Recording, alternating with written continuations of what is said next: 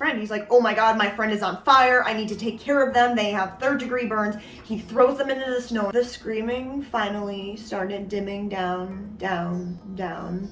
And that's when everything was silent. Hello everyone, my name is Michelle, and today I am going to be talking about the Station nightclub fire out of awareness, but also because of the tragic story. I know that there are a lot of people who have trauma on my YouTube channel, so if you genuinely see videos like this on your feed and you would want to unsubscribe because it's so different, let me know, because then I'll focus my content or make another channel, because I want to help you. Your daily affirmation is, you are a warrior and you can get through this. Take care of your mental health first. I have other videos on my channel related to mental health. I hope your day is pleasant and serene and still, and just take a moment to be mindful. My question of the day is, have you ever experienced a fire? Have you ever been in a fire? What's the closest situation you've been to a fire? My closest situation is my neighbor's house. I guess when my mom and dad were married and before they had kids, dad was trying to fix something in the plumbing, and everything set on fire in their apartment complex. So my mom always gets so mad at me when I keep candles on when I leave. Let's get into the video.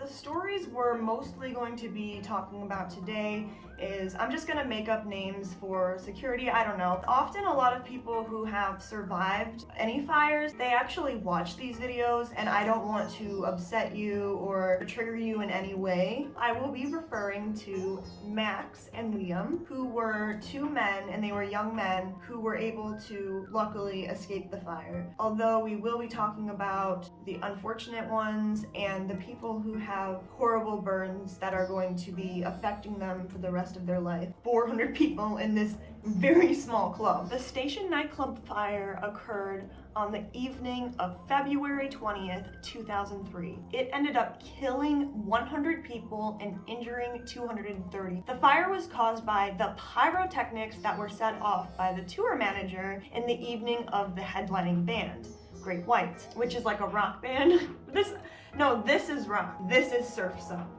There was this extremely flammable acoustic foam. Everybody loved this nightclub. It was super old, and they were going to demolish it the next day. They all loved it because it had great acoustics. The foam was in the walls, in the ceiling, and surrounded the stage. It reached flashover within 1 minute, causing combustible materials to burn. Intense black smoke engulfed the club within 2 minutes. Video footages of the fire shows its ignition, rapid growth, and the insane smoke that made it very hard to escape the impossible and blocked door that everyone was trying to escape from. This sort of foam created a special sort of toxic smoke that was black, and if you breathe it in for a few seconds, you're done. When people were trying to evacuate, there were 4 doors, but the security guards at first didn't realize how bad the fire was, so they were like, this is only for the band, you're not allowed to leave. Only a few people were able to go out that door. The other exit was at the very front. If you're wondering about the sprinklers or, fire extinguisher, they didn't have any. The toxic smoke, heat, and the trampling of humans rushing towards the main exit killed 100 people. People were all going forward. The people in front trampled. The people behind them trampled. The people behind them trampled. It was literally the worst possible situation. People were trying to pull these people out of this burning building. Some of these people are literally on fire. They can't breathe. But when they tried to pull them out this building, it's a brick wall, because it's this large gathering of people who are stuck. Only 132 people were able to escape uninjured. Many, if not all, of the survivors experienced post-traumatic stress disorder. It was such a small nightclub. The occupancy was way over. Unfortunately, it was a disaster that was coming. Before the fire started, obviously everyone was at this concert. They were so excited. Max and Liam, who are survivors, talked about pushing to the front because they wanted to be closer to the band, and that's pretty much what everyone does at every concert in history. But the thing about this foam was not just a casual house fire. A firefighter was interviewed and he said that the foam being lit on fire is basically a bomb going off. It burns extremely hot and extremely fast. I cannot imagine how hot fire could be after it is already hot. You know how fire's fucking hot, but it was hotter than hot? Max actually met up with some of his friends at the concert and he was like, hey bro, you have any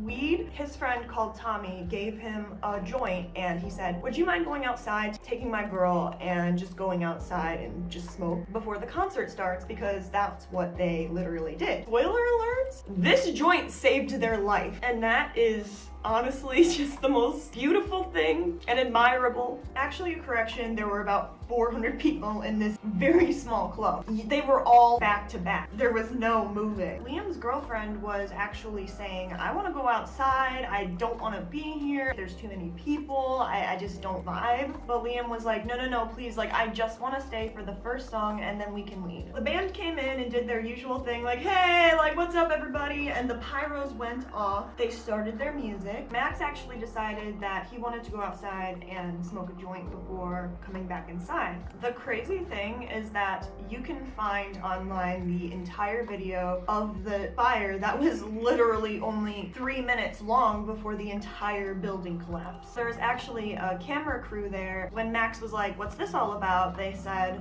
that they were filming a documentary about club safety. And most likely a lot of other people saw the pyrotechnics go off and they're like, like something's not right here. You know how at concerts they have these giant pyrotechnics? This was a small nightclub and the pyrotechnics were going in, like they were bouncing off the walls. One of the stagehands went backstage and they were like, I need a fire extinguisher. And someone was like, we don't have one. So he took a cup of water and tried to put the fire out. Because at this point, the fire was the size of a nickel. The crowd is all figuring out what's going on here. So the guy who didn't find the fire extinguisher was like, everybody come here, like everybody leave. This is when people really started to notice very quickly the nickel-sized fire turned into a fire that was completely covering the ceiling. The people who went outside to smoke up, 420, actually was like, what the fuck is going on in there? Everyone's screaming. Maybe there was like a bar fight. Max actually went back inside to see what was going on, and he grabbed his ex,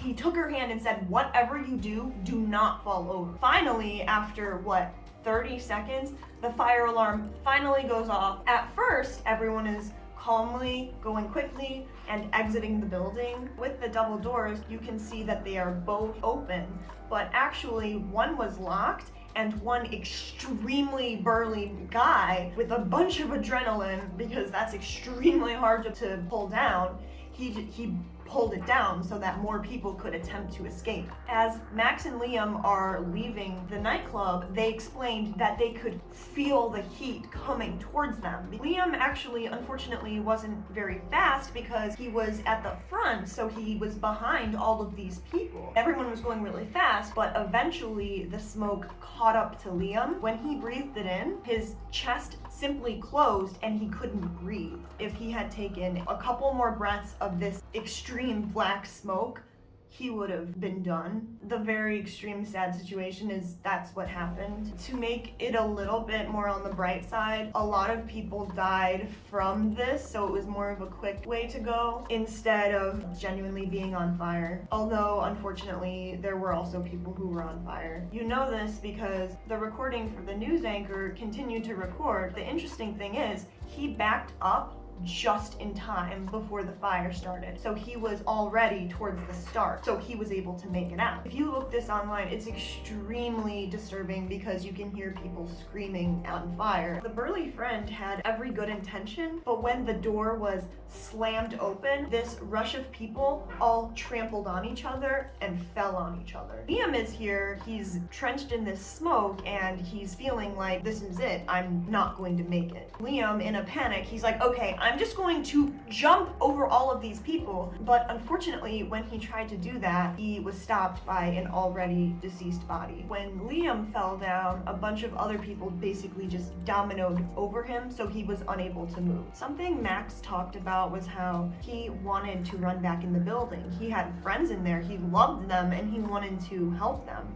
In this situation, it was just the worst case scenario because people were literally just stacked on top of each other. Some people were able to kick out little parts of the wall, like a part of an air conditioner, and escape through there. There were people outside who were just trying to pull these people out the window or any possible exit they could find. 2 fire trucks came and they turned on the hose and it did nothing. The fire department had trouble getting the hose started, and when they finally did it, it was just too late. Time was of the essence. It's not the fire department's fault. They did the best that they could. Liam, unfortunately, unlike Mac, was still in the building. He was on the bottom of the concrete floor. Everybody was trying to squeeze through this one door. Liam was inside with people trampling on him, touching him from head to toe. At that point, people are just trying to yank everybody out of the windows, out of the air conditioning thing, and especially on this crowd of people who had trampled over each other like dominoes, except they were like dominoes on dominoes. This big, strong man, out of adrenaline, took the door and just broke it open. The unfortunate thing is, when he did that, everybody fell forward, and now they were basically laying down on top of each other, so it was extremely difficult, if not impossible, even though people were grabbing hands trying to get them out so desperately. Liam, who was still inside, was like, okay, I need to get out of here. So his decision was to jump over the extreme crowd, and when he attempted to do this, unfortunately, he tripped over a person who was already gone. Everybody who was outside safely, or mostly safely, like they couldn't breathe, people were holding each other being like, I need a medic, I need something. And like, think about the person you love most in the world was inside that building and you couldn't find them. You don't know if they're safe, screaming out their name. So finally, 2 fire trucks arrive, and unfortunately they tried their very best, but they couldn't get the hose working in time. Time is of the essence. Every second counts, and unfortunately, by the time they got the hoses working, it was just too late. It was just an inferno by then. It was just an oven. The building was actually extremely old, and it was set to be demolished the next day. The toxic fire from the foam was just engulfing everything. A firefighter described how even a few breaths of this toxic smoke could be deathly. Max described how he tried to keep his body in as back as possible because if he fell over, he would be trampled and he'd be done. This is when a lot of survivors who were at the front and were able to survive talked about how they heard this intense screaming in the back, and they could tell that that meant the fire was approaching and these people were on fire. The people in the back of the club were just adrenaline, freaking out, and they were trampling over each other on fire, trying to get out. People were just trampling each other. People were falling, getting feet in the face. Like, Max described how he had a baby 3 months before the fire, and there was no way he was going to let that baby grow up with only one parent. He needed to be there. People described how they see people who escape running down the ramp just engulfed in flames. People just felt so helpless. They knew they couldn't go back in the building, and even if they got close to it, they could die. A lot of heroes did try. When people were able to take these people who were literally on fire, they threw them in the snow because that was the only way to get the fire to extinguish. There was just so much commotion. People could hear people screaming on the inside. People on the outside were screaming for their friends. Like, where are they? Are they inside? Are they outside safely? The people trying to escape felt this intense heat just coming towards them, and they were also able to feel the cold air from the outside. At this point, people who were trampling, oh, that's a motorcycle. I was like, what the fuck? People were trampling over each other, and people were slowly inching their way. People got to have their life saved. Max grabs his wife's hand and he starts running out, and he said, whatever you do, do not fall, because their kids wouldn't have a mom. People saw their friends who were heroes run back into the building to try to save others, and their friends on the outside just knew that they were dead because they didn't come back out. At one point, when Liam started talking and making noises, people realized that he was alive. They ripped the banner down that was in front of the nightclub saying that Great White was playing. People described how they wish that the banner had not been taken off because they saw things that they wish they hadn't. People realized that people are on fire because they can hear screaming. It was so sad because there was nothing they could do. There were people with families, with kids. As Liam is still trying to escape, he was clutching on to the railing bar that was where the banner had been. He was clutching it as hard as he possibly could, because if he had let go, he would have been trampled and died. The fire is growing faster. At this point, the fire was getting closer and closer to the front door. People who were outside were able to describe that fire started to engulf the foyer. One of Liam's friends saw that he was there. He started trying with all his might to pull him out. His friend was like, I'm going to try one more time. The only reason Liam was able to survive was because his shoes were pushed, his friend yanked him out, and he just came tumbling out, and that saved his life. Survivors said that they had to come to peace with their life because at that point they didn't think they were going to survive. Liam described how they thought to themselves, I had a good life. I got some things I wanted to do, and just having that thought is what triggered so much PTSD. Not even that, but people who were burned horribly, and even the people who witnessed it. So people on the inside, another man was inside. He saw this woman on the ground who was actually the husband of Liam, and he thought she was dead until some parts of the ceiling fell down on her face, and that, by the grace of God, woke her up. This was actually able to save both her and the man, because when she moved her leg, he was able to get up. Everyone was just running around looking for each other and just looking at hospitals, restaurants nearby who had taken people in. When Max finally looked down at his phone, he realized that he had 40 missed messages from his mom. His mom just broke out in tears when he called, and she said, "Are you safe?" And he said, "Yeah, Mom. Yeah, I'm safe." And it was just like, so it was, at this point, Max sees his friend, and he is pulling her out as hard as he can over this mass of people. He was able to save her life. Everybody had to step to the side after this, because someone in the video that the newscaster continued to film, he caught this man just saying, "Those people are on fire," when he heard these people screaming. This other man just screams like he's crying, and he says, I know. That feeling of helplessness. People described how the screaming finally started dimming down, because people started to perish. That's when everything was silent. Max, who was still grabbing hands, his mind blocked it out, because at that point he couldn't remember anything after the scene. He described how he was yanking as hard as he could and people just weren't moving. He could feel this intense heat. Max is freaking out about his friend. He's like, oh my God, my friend is on fire. I need to take care of them. They have third-degree burns. He throws them into the snow and starts taking care of them. At this point, a random guy looks at him and he says, you need to go to the ER. And Max is like, what? So they just threw him in the car to send him to the hospital. There's not enough ambulances. When he finally was able to look at himself in the mirror, he realized that his forearm skin had literally melted down to the bone. There was a missing list because people were supposed to sign in. Liam didn't realize that he had to do this, and He said that it was so surreal to see his name on this list. He described how it's like reading your name in an obituary. In 2016, a memorial park was built. It is for people to remember the people who had perished in this horrible accident, and it just didn't need to happen. One of the coolest parts about the park is that it's actually, from an aerial view, the shape of a guitar, because all of these people loved rock. People to this day are walking around and saying, "You saved my life, thank you." If Max had never taken his girl outside to smoke a joint, he likely wouldn't have made it because he was so close to the front of the stage. Max actually kept the joint that saved his life in a journal, and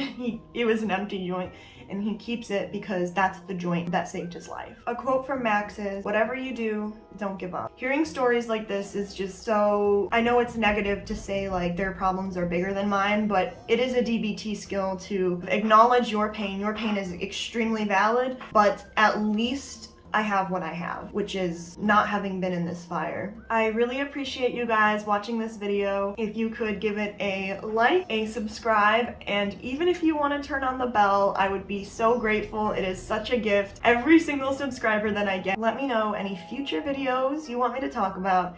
No more of this? You want mental health? More of this? No mental health? Let me know. Take care. Have a good day. No more of this? You want mental health? More of this? No mental health? Let me know. Take care. Have a good day.